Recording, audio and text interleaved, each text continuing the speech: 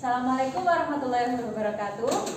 Selamat pagi, selamat siang, dan selamat malam kepada Bu Yunita selaku dosen pengampu mikrobiologi industri. Perkenalkan, nama saya Arina Royani dari Prodi Teknik Kimia dengan NIM 0005. Before start this presentation, I want to ask to all my friends in here with yes I do and no I don't. Just answer with yes I do and no I don't.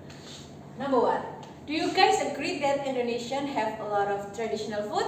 Yes, I do. Number two, do you guys agree that microorganism has a bad effect only in this world? No, I don't. No, I don't. And then the last, do you guys agree that microorganism can give a good effect and good impact in this world? Yes, I do. Oke, next. Ya, di sini saya akan menjelaskan tentang tempoyak, yaitu makanan tradisional khas Sumatera. Topik outline pada presentasi kali ini ada pendahuluan, isi pembahasan, dan juga inovasi dan tantangan. Nah, sekarang memasuki outline pendahuluan.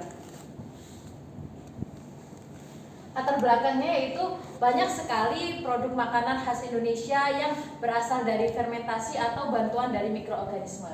Nah, salah satunya adalah tempoyak.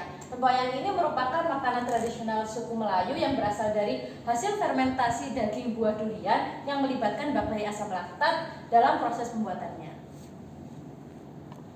Nah, sekarang memasuki outline isi dan pembahasan. Nah, apa sih itu tempoyak? Tempoyak adalah salah satu jenis makanan tradisional khas Indonesia dari Bengkulu dan dari Sumatera dengan bahan dasar daging buah durian yang melalui proses fermentasi dengan bantuan bakteri asam laktat. Kemudian ada proses fermentasi. Fermentasi adalah proses perubahan secara biokimia pada bahan pangan yang melibatkan bantuan mikroorganisme dalam proses pembuatannya.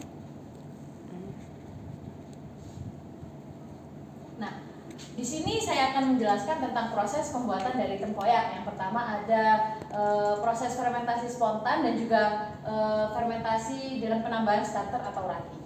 Fermentasi spontan kali ini disiapkan dulu buah duriannya, kemudian nantinya dimasukkan ke dalam wadah dan dikasih dibaluti garam. Nah, nantinya dia akan berfermentasi menghasilkan bakteri asam laktat dalam waktu 5 sampai dengan 7 hari. Kemudian yang kedua ada penambahan starter atau ragi.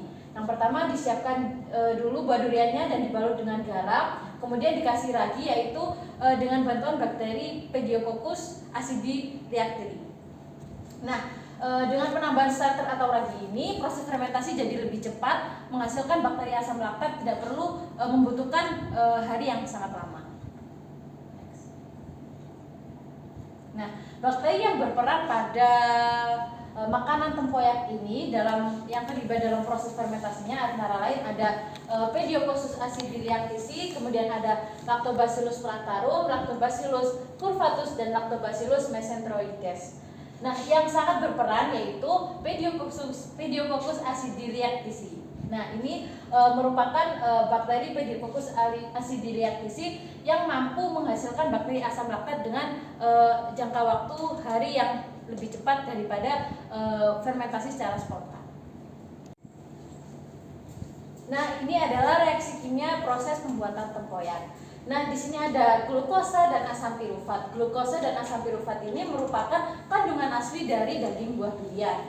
Kemudian jika ditambahkan dengan garam dan difermentasi dalam beberapa hari, dalam 7 hari difermentasi nanti akan menghasilkan asam laktat. Nah, asam laktat itu sendiri adanya bakterinya Pediococcus acidireactisi yang nantinya akan menjadi tidak hanya asam laktat karena fermentasi pada tempoyak ini termasuk fermentasi heterofermentatif yang hasil akhirnya tidak hanya berupa asam laktat tetapi ada juga senyawa-senyawa lain, yaitu ada asam propionat, asam asetat, karbon dioksida, dan air. Nah, tantangan dan inovasi dari produk tempoyak ini, kan tempoyak merupakan makanan tradisional khas Indonesia. Dari beberapa jurnal dan literatur yang sudah saya baca, ada beberapa ada dari Bapeda itu menginginkan makanan tersebut ini bisa dinikmati tidak hanya di daerah suku Melayu saja, tetapi bisa dinikmati oleh seluruh Indonesia, bahkan bisa diekspor. Oleh karena itu, makanan ini harus perlu inovasi yang lebih lanjut lagi agar bisa dikembangkan lebih baik. Kemudian dengan cara dicampur dengan aneka tambahan seperti tempoyak ini nantinya bisa dikasih mozzarella ataupun teri dan sambal. Tapi yang sekarang sudah dilaksanakan dan sudah terkenal yaitu tempoyak dengan sambal dan juga tempoyak dengan teri. Nantinya juga akan dikembangkan lebih baik lagi agar bisa cocok dengan lidah dari masing-masing setiap daerah.